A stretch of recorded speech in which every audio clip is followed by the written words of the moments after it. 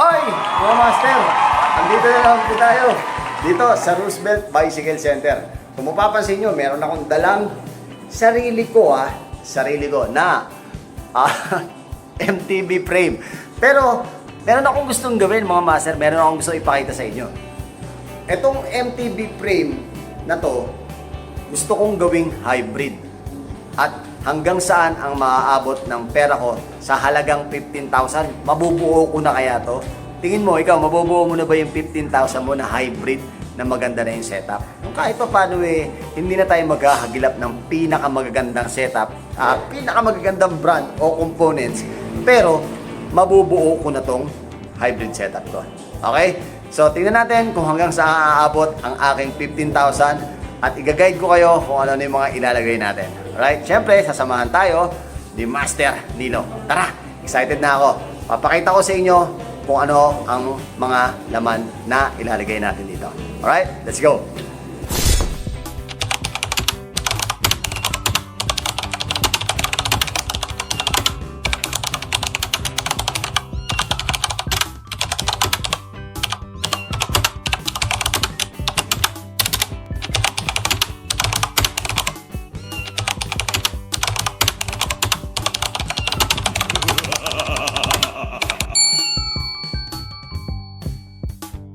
Siyempre, mga master, pero disclaimer lang muna, master ha.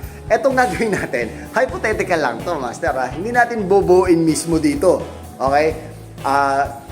Kukuha lang tayo ng mga pyesa, tapos ipo-flash natin yung mga pyesa na ilalagay natin. Then, i-compute natin kung aabot ba yung 15,000 natin sa pagbubuo nito na hybrid.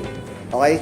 Dito yun ha, sa Roosevelt Bicycle Center. Ngayon, siyempre, hindi ko mabubuo to kung wala ang aking co-pilot, wala akong kasama. Kuya Nilo, Liga, dali, may tatanong ako sa'yo. Liga rito. Kuya Nilo, liga. Ay, may napilay, na PWD na. Okay, Kuya Nilo, tingin mo ba? Gagawa ako, magbubuo ako ng MTB ko. Pero sarili sa akin na to, akin tong frame. Pero, halagang 15,000, mabubuo ba natin to? Kaya, may sukli ka pa nga eh. Talaga? May sukli pa yun. Meron. 15,000. O isipin mo, 15,000, bubuo tayo ng hybrid. Let's go, samahan nyo kami. Oh, syempre, unahin natin ang mga maliliit na pyesa kung ano yung mga pwede natin mailagay sa ating hybrid coal na MTB frame. Okay, simulan natin sa wheel set. Let's go! Okay, magsisimula tayo sa wheel set mga master. Ang ilalagay nating wheel set ay, ano yan, wheel set na yan master? PTS. Okay, BTS. BTS? Okay, ang BTS natin, ito, 29er to, master. Oh, pero may 29 years tayo. Oh, meron tayo, ito, 29er to, mga master. Ang halaga nito ay, magkano to, master? 700. Oh, 700 pesos. Okay? Meron na tayong wheelset, ha? Meron na tayong rim, ha? 700 pesos. Okay, susunod natin ilalagay, Yes. Okay, susunod natin. Ano naman tayo ng hubs? Ito yung hubs natin. Siyempre, etong si, ano to? Anong pangalan nito? BTS. Si BTS din to, mga master ha.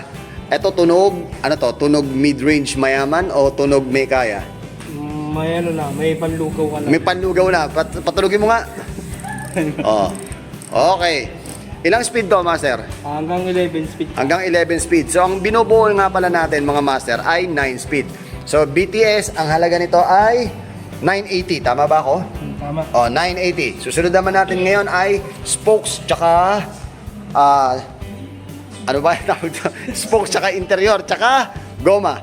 Ang spokes na ilalagay natin ay si weapon. Okay, ang halaga ni spokes na weapon, magkano yan, master? 450. 450. Oh, 450 yan ha. Okay, let's go. Susunod natin.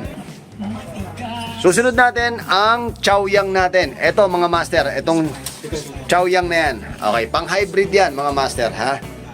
Okay. Hybrid, ang sukat nito 700 by 40C.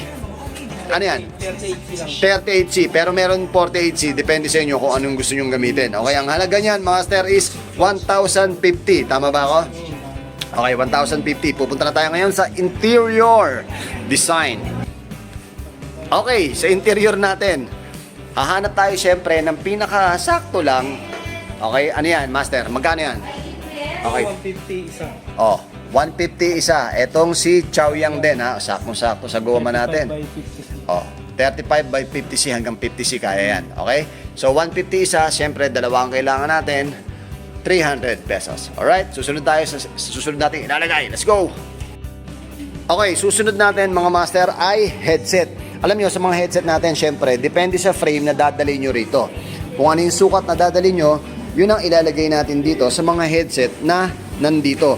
Pero dahil dinila nating headset kanina, sasakto dito, ang halaga lang nun ay 295. Itong Heroic. Pero lahat sila, meron ditong tapered or non-tapered, tapered to tapered, or non-tapered to non-tapered. Alright, susunod natin, master. Okay lang. Rigid fork. Okay, rigid fork natin ay etong si Weapon. Si Weapon ay 2150 yan mga master. Pwede kayong mas magbababa pa dyan, pero wala tayong available dito na mas mababa pa. Pero since ito yung gusto kong ilagay doon sa aking hybrid, yan ang kukunin ko. Tingnan natin kung aabot ang aking 15,000. 2150 yan master ha. Ang ano yan is Blade. Okay? Yan si Blade. Alright? Let's go. Ang susunod natin ngayon, si stem at si grip. Okay, syempre, meron dito sa Roosevelt Bicycle Center na combo na. Pag sinabing combo, meron ka ng rice, meron ka ng soup, at meron ka ng ulam. Kung sa kabila, meron mga ganon. Dito, meron din, oh. Kaso walang plato. Oh, eto, meron ditong echelon. Eto, syempre, okay na rin to. Kung talagang budget meal ka lang, okay na to. Meron ka ng stem dito na echelon. 980 yan kung tutuusin. Tapos, meron kang black na handlebar. Okay? Meron kang pagpipilian na ibang kulay. Alright? So, echelon, kasama na yan. Magkasama yan. Ang halaga niyan, master, magkano? Itong kabuuan na to. 980. So, meron ka ng handlebar, meron ka ng stem. Susunod naman natin, mga master, grip, tsaka brake natin. Kung ano nga ba ang pwede nating ilagay. Okay. Ang pinakamura natin, syempre, since budget meal lang tayo, ilalagay natin. Itong 125 na to. Nireview na natin yan, mga master. Itong 8. Okay na muna yan for the meantime para sumakto lang tayo sa budget natin. Tignan natin kung ba-budget tayo, ha? Pero marami tayong pagpipilian. Okay? Kung susobra man, kung kukula, kung medyo may sobra pa tayo dun sa 15,000 natin, pwede tayo magpalit nito, mga weapon na yan, okay? Pwede pa tayo mamili dyan, okay? Punta tayo sa brake set natin. Okay, sa brake set natin, syempre, para uniform tayo, si Echelon din ang ilalagay natin, mga master, ha? Magkano to si Echelon, master? 1650. 1650. Anong kasama ni ano to? Kasamang rotor tsaka mga bolts na. Oh, may kasamang rotor na yan mga master. At saka maganda dito, hydraulic na yan mga master. Okay? 1650 si Echelon. Yan ang ilalagay natin. Yan mga. Okay, sa seat post natin mga master, marami naman tayong pwedeng ilagay na seat post. Siyempre, depende pa rin yan sa sukat ng frame nyo. Hindi pwedeng kumumura yun ang ilalagay nyo, pero hindi naman sakto. Kaysa magputol kayo na magputol. Okay? So ngayon, ang ilalagay natin dito, gusto natin, Echelon din, para kahit papano, medyo uniform naman yung ating hybrid bike. Diba? Ang presyo ng Echelon natin mga master is 450. Pero depende pa rin yan kung anong sukat. May mga 750 rito, may 650 rito. So, alamin nyo lang kung ano yung sukat ng kailangan yung seat post para makapag-adjust din kayo kung sosobra ba o sakto yung inyong budget. Okay? Okay, pagdating naman dito sa ating mga crank, mga master, marami tayong pagpipilian. So, pag may sumobra doon sa budget natin, 1,650, sa 15,000, pwede tayo mag-upgrade. Pero sa ngayon, ang kukunin muna natin mga master, itong Echelon ulit, syempre. Okay, ang Echelon natin is 1,850. Yan ang ilalagay natin dun sa ating binubuong hybrid. Alright? Okay, ang susunod natin, ilalagay nating pedal, syempre mga master, itong Ligon. Ligon, Ligon, Ligon, o Ligon, o bahala kayo sa buhay nyo kung anong gusto nyo i-pronounce yan. Okay, ang halaga niyan mga master is 250. Mag-aabono pa tayo. 250 yan mga master, okay? Hanapin natin yung iba pang mga piyesa natin. Stretch ang incog sa salita. Okay, ang shifter natin. Ito, ang shifter natin si Racewell. Magkano tong si Racewell natin mga master? 650. Okay, 9 speed tong binubuo natin ha mga master ha. Tapos yung cogs natin, yung cogs na Racewell din yun, mga master. Halaga nito, master. 650 rin. 650 rin, okay?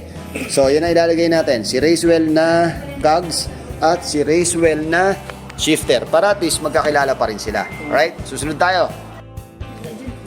Susunod natin ang RD natin. Syempre, etong Acera. Okay, master. Magkano tong Acera na 9-speed na to, master? 1,050. 1,050. Pinaka-max niya, 9 speed, pero 8 to 7 talaga yung regular. 7 to 8 speed, pero kaya to ng 9 speed. Alright? Susunod natin. Sa saddle naman natin, mga master, syempre, ilalagay natin itong Giant. Pwede tayong pumili kapag medyo may allowance pa tayo. Pwede tayong mag-ibang mga upuan na kakasya pa. Okay? Mamaya, papakita ko sa inyo kung magkano yung total niyan. Okay, 195 lang yan si Giant, mga master, ha? Susunod natin pyesa. At syempre, susunod natin, kailangan natin ng chain. Aba, chain tech ang ilalagay natin para sa ating 9-speed. Magkano nga ba si chain tech natin, master? 275. 275 lang to, mga master, okay? So, sana lahat ng ilagay natin sakto dito sa 15,000 natin, alright? Okay, nalagay natin, syempre, kailangan natin ng cable housing, mga master. Ayun, si Submit. Okay? Si Submit ang ilalagay natin. Ang halaga niyan is 150. Okay? Ayun na. Papakita ko na sa inyo kung ano yung kung magkano lahat yung mga nakalagay dito sa ating binubuo na hybrid. Kung sakto nga ba o hindi. Okay? Pero syempre, master, kung meron ka ng kung meron ka ng, tawag doon? Kung meron ka ng mga gamit, hindi mabubuo yun kung wala kang labor. Magkano nga ba yung labor, master? Yung kay Eddie? Eddie, 595. Bullshit.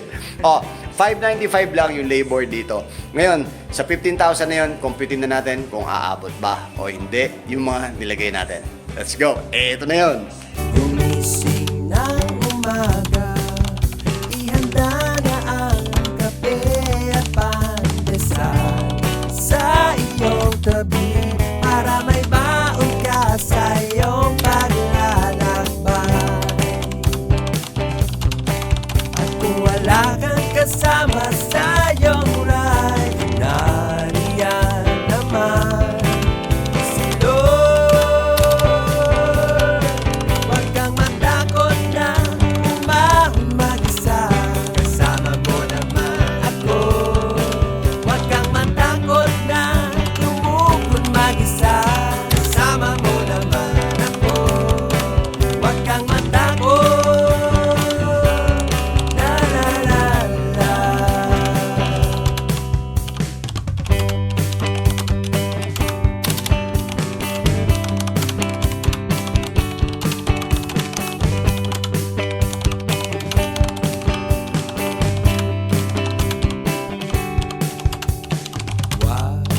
Huwag kang matakot, long ride man o ahon, ride and free. Ang mahalaga, mag-e-enjoy ka sa iyong paglalakbay. Oh, ayun na. Tumotal tayo, mga master, ng... Dahil mo yun, may sukli ka pa. Oh, di ba? Akalain mo, kung budgeted ka at gusto mo maglagay at gusto mo na kaagad mabuo yun, aba, syempre, doon ka na sa practical na magagamit mo kaagad yung bisikleta mo. Maraming salamat kay Kuya Nilo. Kita mo naman, sinamahan tayo sa pagbubuo ng halagang 15,000. Napaka-quick lang yun, di ba? Napaka-quick lang yun. Nabuo na agad natin. Sabi ko naman sa inyo, pag pumunta kayo dito sa Roosevelt Bicycle Center, buo na yung bike nyo kagad. Okay? Basta maglaan lang kayo ng kay Eddie. Alright? Hindi. Joke lang. O paano? Hanggang sa muling pagkikita natin, mga master, ang susunod naman natin bubuuin, road bike at gravel bike. Okay? Standby lang kayo sa mga ating susunod na episode. Okay? Hanggang dito lang muna pa tayo. Palaging tandaan, may hirapan, hindi susuko, palawakin ng kaalaman. Ako po, si Papa Jack. At siya po si Kuya Nilo. Maraming salamat. At si Jack. Sila yung dalawa yung tumulong sa atin. Okay? Maraming salamat sa mga tumulong sa pagbubuo. Thank you. Paalam. Ciao.